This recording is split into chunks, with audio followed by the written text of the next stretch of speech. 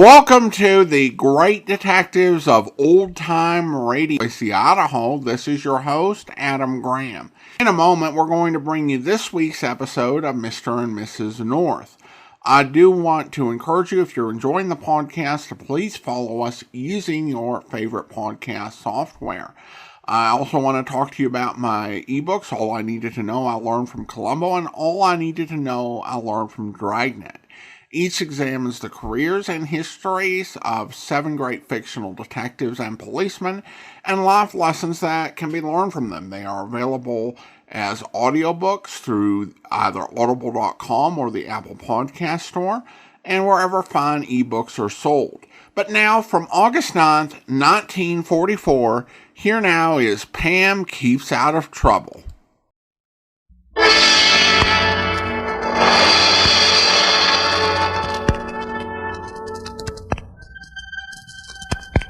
Good evening. This is Peter Lorre. People have many different ways of spending their spare time. Some collect stamps, others build model planes and ships, and there are a couple of people we know whose hobby is murder. No, they don't indulge themselves, but they track down the ones who do, as you hear tonight, in a mystery playhouse.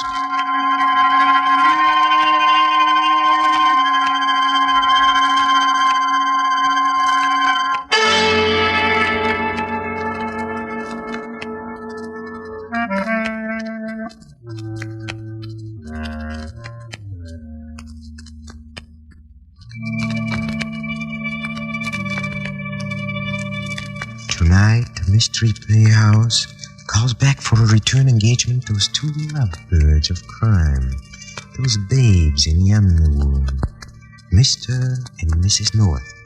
That is, we call back Pam North. Seems Jerry North is away someplace on business. Before he left, the master of the North Menage made his loving spouse promise faithfully to keep out of other people's murders, which, knowing Mrs. North, as we do, seems like a waste of good breath, doesn't it? However, she's making an effort along those lines as we drop in on her this evening. She has just settled herself purposefully with a good book. Is about to open it when the doorbell rings. She closes the book and hurries to the door. Hello, Mrs. North. Oh, Weasel, hello. Come in. Oh, thanks. Where's Mr. North? Oh, Jerry's out of town on business. Oh, that's too bad. On account of... I would have liked to have seen him on account of you and him. He's always interested in what I do. On account of it was you two. It's reformed me, and so I wanted to tell you what I'm doing on account I got me a new job. Oh, that's wonderful, Weasel. What's the new job? I am bouncer and general folderol at Furman Fox's club. But, Weasel, that's a gambling club. Well, I hate to contradict you, Mrs. North, but I happen to know it ain't. I interrogated the boss thoroughly on that point before I took the job on account of I am an honest man now, and I wouldn't stoop to sully my hands with anything which wasn't strictly legitimate. Oh, I'm afraid you made a mistake this time, Weasel. Oh, no, I didn't. I know what I'm talking about. Look, what is gambling? Why, it's taking a chance on something. That's right, taking a chance. Well, that don't never happen at the club. They don't never take no chances. What do you mean? The tables is all fixed. So, you see, it ain't gambling. It's a sure thing for the club. Oh, but Weasel, that's terrible. Gee, Mrs. North, it sure grieves me if I've strayed from the straight and narrow. On account I am strictly reformed, but I still don't see what is wrong about not gambling. Plenty, the way Mr. Fox does it. Well, if you say so, I guess it must be so. Weasel, it's wrong to cheat, and Mr. Fox cheats. Oh, okay. So what must I do? Well, I really don't think you ought to work for him. Gee, I come here thinking you was going to congratulate me on my job, and instead you say I ought to quit it. Well, that's life. Being ever so humble is always a fly in the ointment.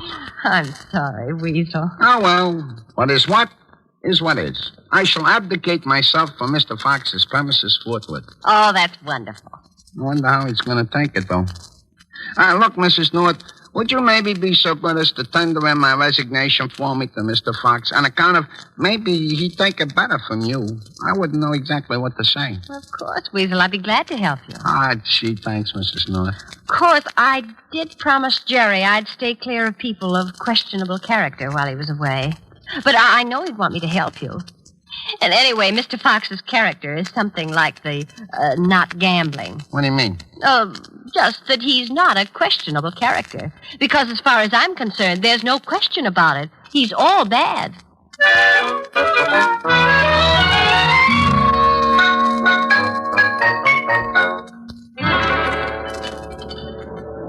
Hello, Weasel. Hello, Mr. Crane. Mr. Crane, may I present Mrs. North? Oh, how do you do? How do you do? Mr. Crane manages the club. I see. Mr. Crane, is Mr. Fox here tonight on account of me or Mrs. North has some business to conclude with him? He's upstairs in his office. Oh, good. Come on, Mrs. North. Let us proceed thenceforth. All right, Weasel. Uh-oh, wait a minute. Who is this coming toward us? Oh, that's Mr. Lawson, one of the regular customers. Does he always have a gun? Huh? All right. Stay where you are, all of you. Don't move or I'll shoot. Why, what's the idea, Terry? The idea is I'm going to put an end to this dirty racket you've been running. What do you mean? I mean, I've lost over $5,000. 3 nights in a row now, and I don't like it. Well, I can't help it if you've been having bad luck. Luck. Don't hand me that. The tables are fixed. You know they are. Now, please, don't make a scene. Don't make a scene, he says. My friend, you don't seem to understand. I'm going to kill you. No, Terry, wait. You shouldn't do that, Mr. Lawson, on account of it ain't right for people to kill people, is it, Mrs. North? No, it isn't. You keep out of this. But it ain't. Just suppose everybody went around killing everybody. Why, pretty soon there wouldn't be anybody left, and then where would you be? Please, Terry, give me a break. I'll give you a break, all right. Like you gave me at the tables. But if you're mad at the club, Mr. Lawson, you'd ought to rather shoot Mr. Fox instead of Mr. Crane on account of he owns the club. And on second thought, you hadn't ought to hit him either, or kill him either, on account of you hadn't ought to kill nobody. I told you to keep out of this. Now, wait a minute. I resent your tone of voice. Look, if you want trouble, too, you'll get it. Now, look, don't point that gun at me. Look out, Weasel. Damn that gun! Good work, Weasel. You knocked him out. Yeah, but he got me. Oh, Weasel. It's okay, Mrs. North. It's right that I should go at this. I've been a bad man. But you can remember, I died saving somebody else. Mr. Crane, where's the telephone? We've got to get a doctor. It's Okay, too right late. away. It's too late. But don't worry. I die happy. Weasel. Wait a minute. Look. Huh? That table. See, there with a hole in it? That's where the bullet went. You're all right. He missed you. He missed? You mean... Well, how do you like that? And I was already hearing pretty music. Oh. Well, that just goes to show you can't always believe what you hear.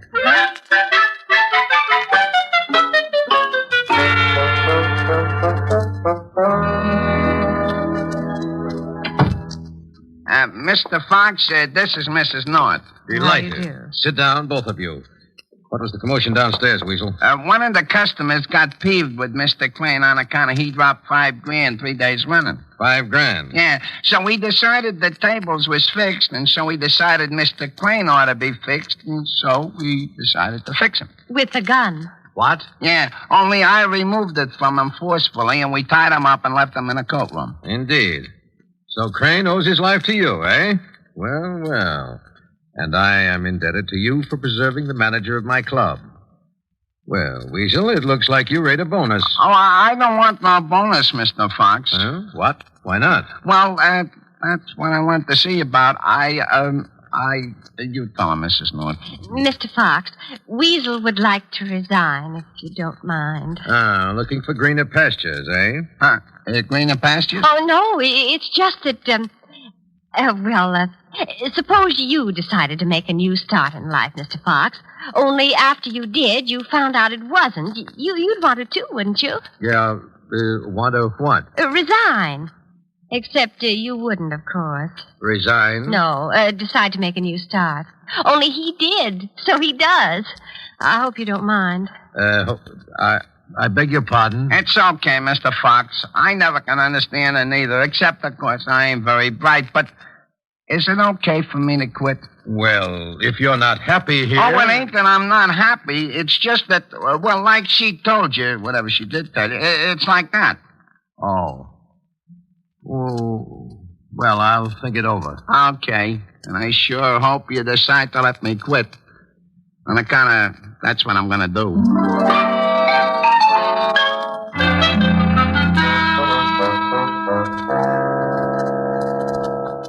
Well, here's the coat room. I'll go and see how Mr. Lawson is. All right. But where's Lulu, the hat check girl? I told her to stay here and watch Mr. Lawson and holler if he tried to get away. There she is, Weasel. Where? On the floor. No, that's Mr. Lawson. We left her. Hey, no, you're right. That isn't. It's Lulu. She's sleeping. She's been knocked out. Yeah, I guess she has. Mr. Lawson must have come to and got loose and conked her. It looks like it. Come on. We gotta warn Mr. Crane. All right, Weasel, but how about Lulu? Oh, I think she'll be okay. But Mr. Crane won't if Mr. Lawson gets to him first.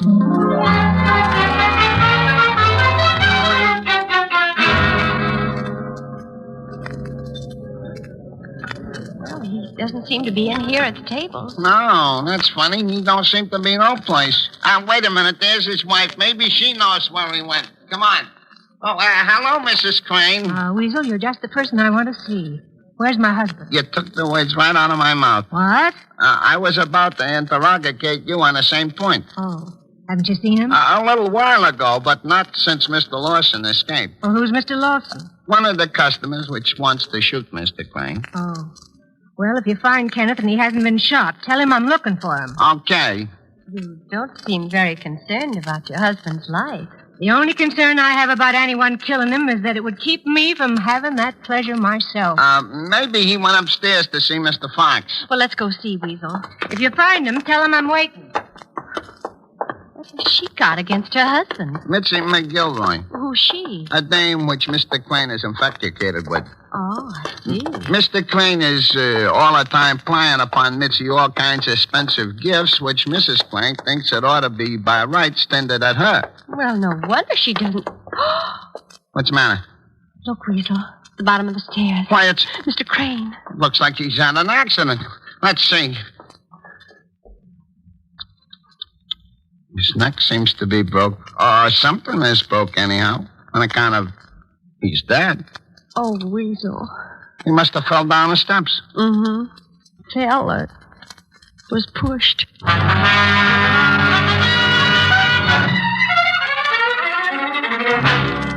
Gee, Mrs. Crane will be sore on account of somebody spoiled the fun. Unless she's the one who killed him. Oh, she didn't do it. What makes you so sure, Weasel? On account of the way she talked. If she had just killed him, she wouldn't say she wanted to kill him on account of that would make her liable to be suspicious. That's sound reasoning, Weasel. Unless that's just the way she wanted us to reason. What's going on here? Oh, Crane. Is he dead, Weasel? Oh, well, hello, Mr. Fox. Yes, he is very dead. Well, what happened? Did Lawson get away? Yes, Mr. Fox, but I'm not so sure he's the murderer. Why not? Well, he made quite a scene when he threatened Mr. Crane. Practically everyone in the club noticed it. And they'd know that if Mr. Crane was killed tonight, Mr. Lawson would be suspected. I see. So you think?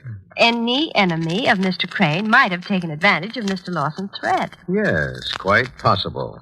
Or, for that matter, any enemy of Mr. Lawson. Weasel, get in the other room and see that nobody leaves the place. Yes, Mr. Fox. We better call the police. You know, Mrs. North, I don't like this. Were you very fond of Mr. Crane? Oh, that's not what I meant.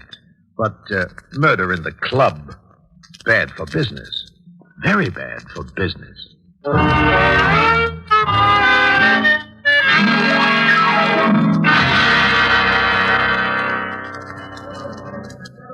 Well, the police should be here pretty soon. Yes. I suppose, Mrs. North, you feel it's your duty to tell the police about my little chat with you. Well, naturally, Mrs. Crane. Yes, of course. You're just the type. What type? Good deed for the day and all that. Well, you did say you'd like to kill him. Well, so did practically everyone who knew him. Yes, he wasn't exactly what you'd call popular. However, I wasn't the one to have the good fortune to do the job. Do you think it was Lawson? Possibly. But if I were trying to solve this case, and come to think of it, perhaps I'd better try to before Miss Girl Scout here has some pin in the rap on me. Mrs. Crane, I'd begin looking for the source of my dear departed husband's sudden affluence. What do you mean? Well, Mr. Fox isn't the most generous employer. Why, I gave Crane a good salary. Oh, yes, but not good enough to buy mink coats and diamond pendants and the like. You mean that all of a sudden your husband started buying you expensive presents? Oh, no, not me. That's what gripes me.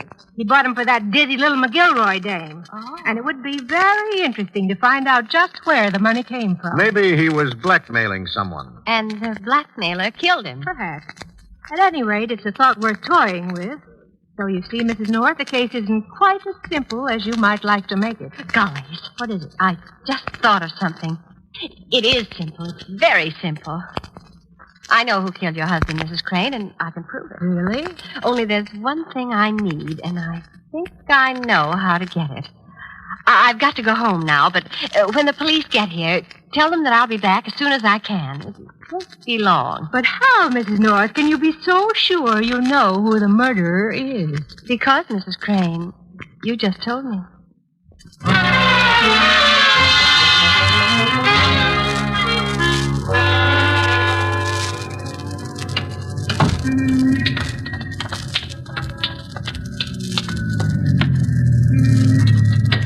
All right, this is it, men. Now we can... Oh, dear, I might have known. I might have known. Oh, hello, Sergeant Mullins. Mrs. North, as I live and breathe, although I sometimes wonder if it's worth the trouble. What are you doing coming out of a building that a murder has just been reported in? I was just Never going... mind that. What's more to the point, what were you doing in there? Well, Never mind that either. By now I know that where there's a murder, there's a North. So I might just as well accept it and let it go at that. Well, I can't stand here talking to you. Someone might see me. What's wrong with that? It'll spoil my plan. Oh, you have a plan already. Well, naturally. Naturally. So I'd better get going, Sergeant. All right, I'll take you. Where to? Oh, but you have a job to do here. I'll send the boys in, but I'll go along with you. Oh, but Sergeant Mullins... Mrs. North, when a Mullins makes up his mind, it's as good as made up. Okay, boys, go on in and get started on the routine. All right. I'll be back as soon as I can. But first, me and Mrs. North are going for a ride. Get in, Mrs. North. Well, all right. That's the idea.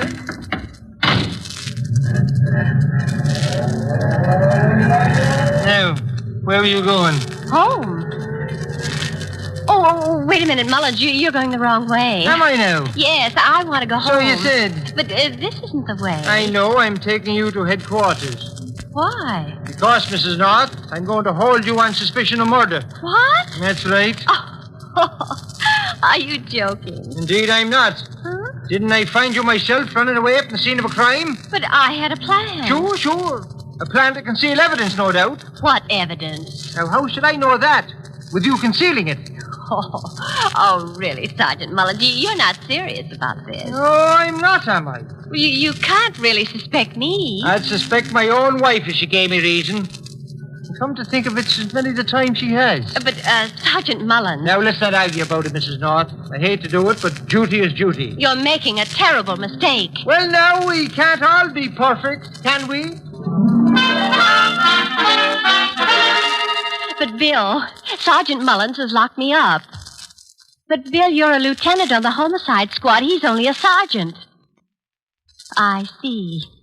Well, all right, Bill. I think you're horrid. But, Mr. Burgess, you're my lawyer. Make them let me get out of here. Why, people can't just go around putting people in jail. It's not only unconstitutional, it's mean. Hello, Jerry? I'm in jail, and I have a dreadful cold. Uh-huh.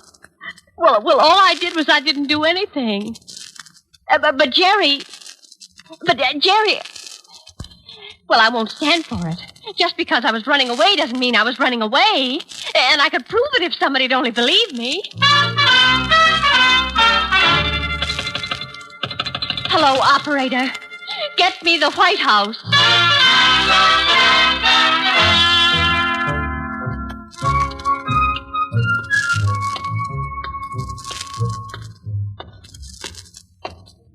Hello, Mrs. North. Oh, hello, Weasel. How are you? As well as can be expected after a night in jail, I guess. Weasel, I want to get out of here. It's a cinch. I got a hold of Jigger McFidget. Who? Jigger McFidget. He's the mouthpiece which always spun me before I was reformed. He's hot stuff on them Habeas Scorpios and stuff like that. Oh. So don't worry, he's fixed everything. You mean I'm to be released? That's right. Oh, Weasel, I could kiss you. Gee. Ah, here comes the turncoat. Turncoat, unhand this woman for me. Mrs. North, you are a free woman of the world. Gee, she did kiss me.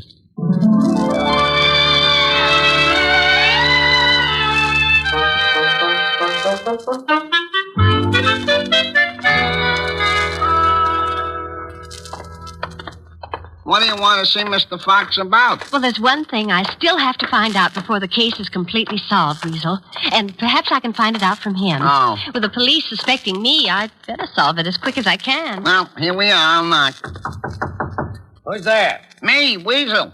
Oh, all right. Come on in, Weasel. Mr. Fox, we just wanted to... Mr. Fox, what's the matter? What are you staring at? Mrs. North, where did you... How did you... I've got to get out of here. Weasel, get him. He's going for the back door. Hey, Mr. Fox, wait. Let go. Hold him, Weasel. I knocked him out. Good for you. Gee, it's a good thing I'm quitting on account of this. Would get me fired on account of employers usually resents getting socked by their employees. Wait a minute. Weasel, I hear someone coming. Oh, he must have pushed the button. What button? On his desk. It's a signal for the boys, and them boys are up. We better get out this back way. All right. Only, you wanted to talk to Mr. Fox. Well, I'll bring him along. Help me pick him up. Here's his feet. Okay, the fireman's carried. Come on, let's go. Quick, down these stairs. All right. I wish Mr. Fox didn't eat so much. He's heavy. Oh, here comes the boys. Oh, golly. They're shooting. Hurry, Mrs. North. The door to the back alley is right ahead. Keep going and keep praying.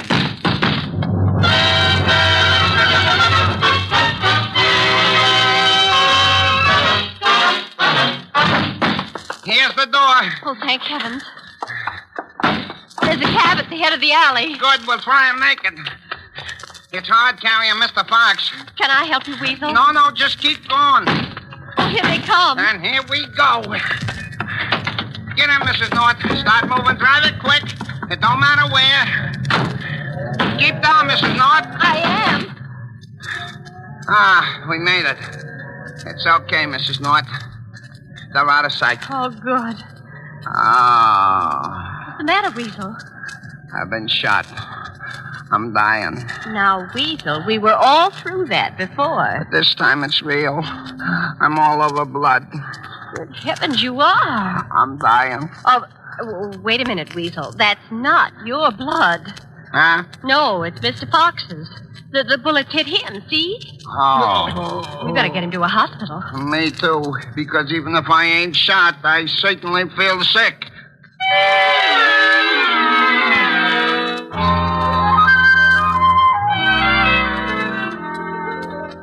Maybe I should have stayed at the hospital. I still don't feel so good. Well, come on in, Weasel, and I'll give you a nice cool drink. Okay, thanks.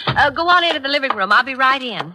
First, I want to call the hospital again and see if Mr. Fox has regained consciousness again. All right. I think I better lie down on account of I can't stand so good. Well, you can stretch out on the sofa. No, I can't. Well, why not? Because somebody's on it already. What? Who? Mr. Crane's wife. Well, what's she doing here? I don't know. Well, why don't you ask her? I can't. She's dead.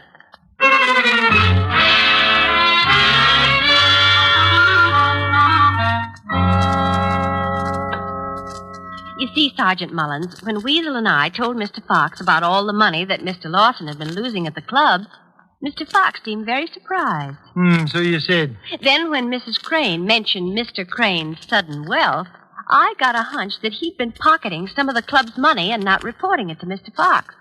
And when Mr. Fox found out about it, they had a fight, and Mr. Fox killed Mr. Crane. And so you say you know the murder and run out, hoping Mr. Fox would follow and try to shut you up. And that would give him away. Yes. But Mrs. Crane evidently came to my apartment to find out what I knew, and then Mr. Fox must have come and in the dark mistook her for me and killed her. That's right. I just been at the hospital, and he's been talking. It all happened like you say. Well, then you see, Sergeant, the case is all solved. And it would have been sooner if you hadn't gotten the crazy idea of locking me up. Oh, it wasn't so crazy. What do you mean? Well, just look now. You get a murderer to go gun for you. But for the grace of God and Aloysius Mullins, he'd have got you two. And then you go into his den again and get yourself shot at by a bunch of his thugs. Is it any wonder Mr. North wanted us to keep you locked up? Mr. North? Do you mean that Jerry, that he... Yes. He tells us if we find you mixing in murders while he's away, to lock you up. And a good idea it is, too. Of all the nerve. I'll never speak to him again as long as I live. Oh, just wait till I see him. I'll tell him a thing or two. I won't forget this ever. Of all the low, mean, rotten, sneaking... just a minute, Sergeant Mullins. Hello?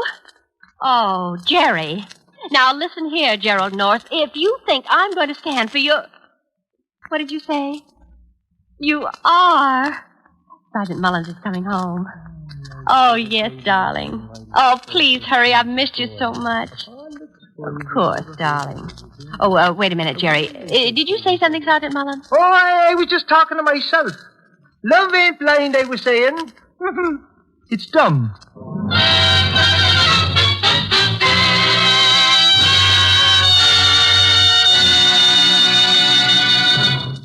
And so we leave Pam North. What a woman. Another in the adventures of Mr. and Mrs. North. Tonight's presentation in a mystery playhouse. Now for the green room and a quick listen to a part of our next mystery. Hey, my spies tell me this one involves a murder of a radio quiz expert. Sounds like an interesting subject, huh? Well, let's find out for ourselves. Follow me, please. Come.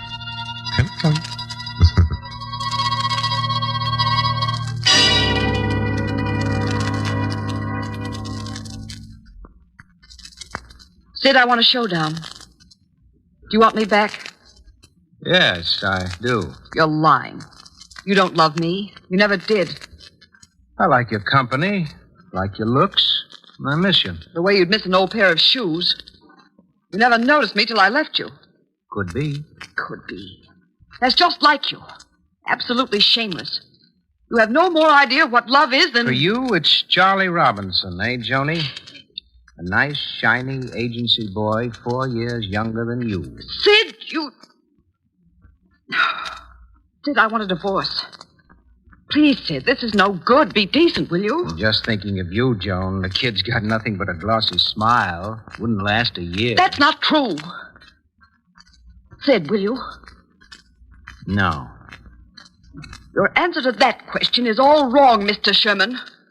Because I'm going to have it my way. Joan, wait.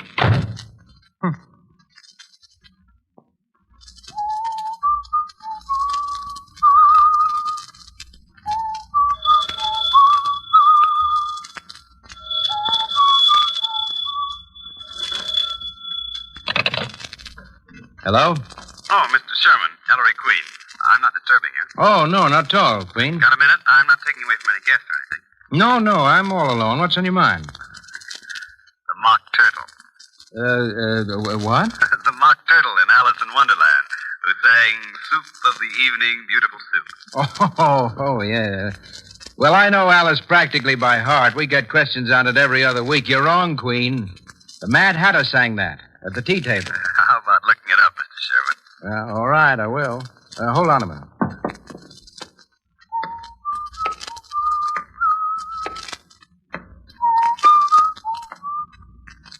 Alice. Where'd I put that book? Oh, here we are.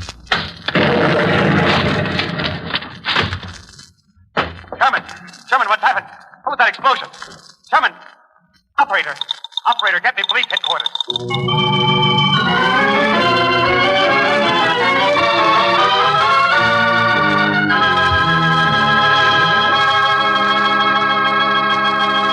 And that was the end of Sid Sherman, quiz expert extraordinary.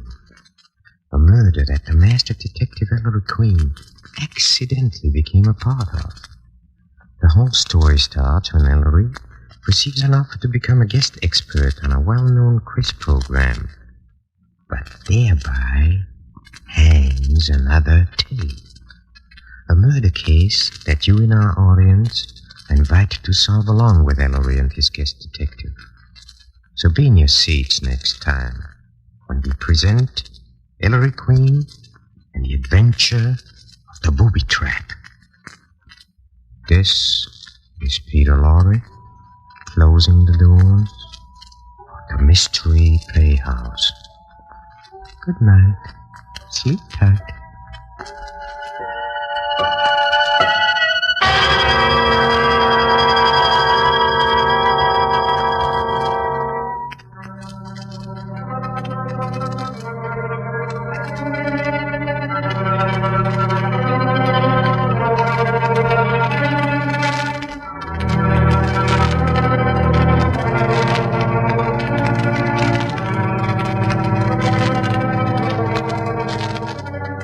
This is the Armed Forces Radio Service.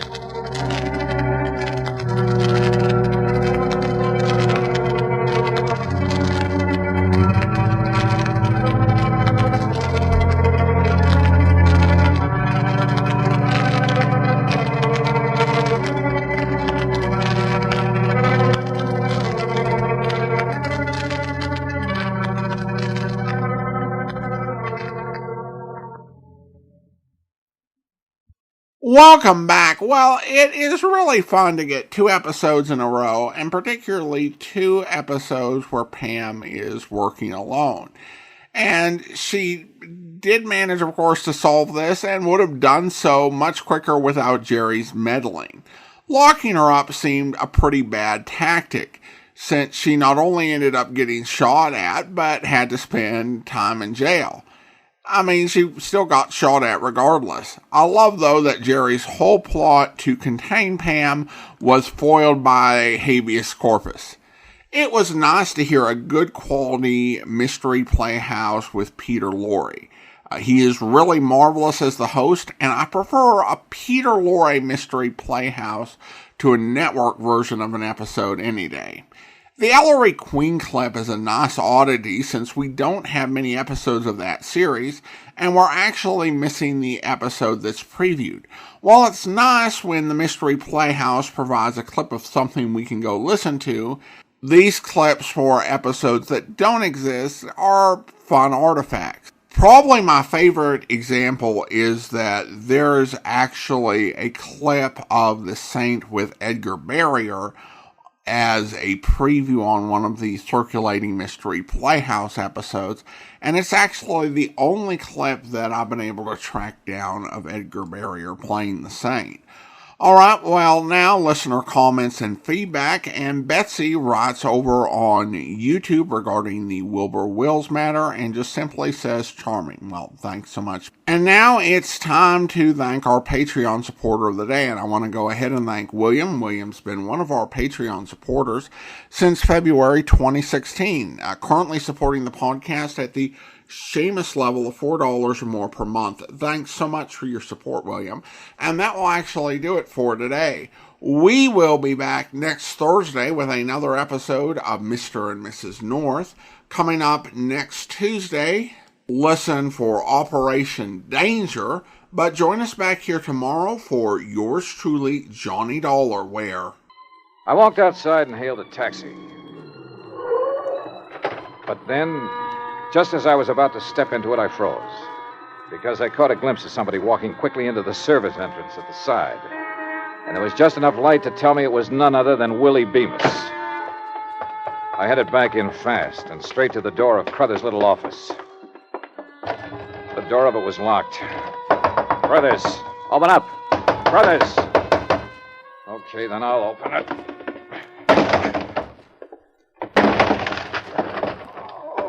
Hey, Crothers, what happened to you? Oh, Mr. Dollar. That's right, what happened?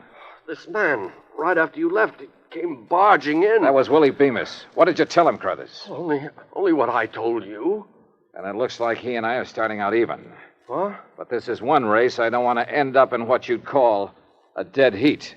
I hope you'll be with us then. In the meantime, send your comments to box13@greatdetectives.net. Follow us on Twitter at Radio Detectives and check us out on Instagram. Instagram.com/Great Detectives. From Boise, Idaho, this is your host, Adam Graham, signing off.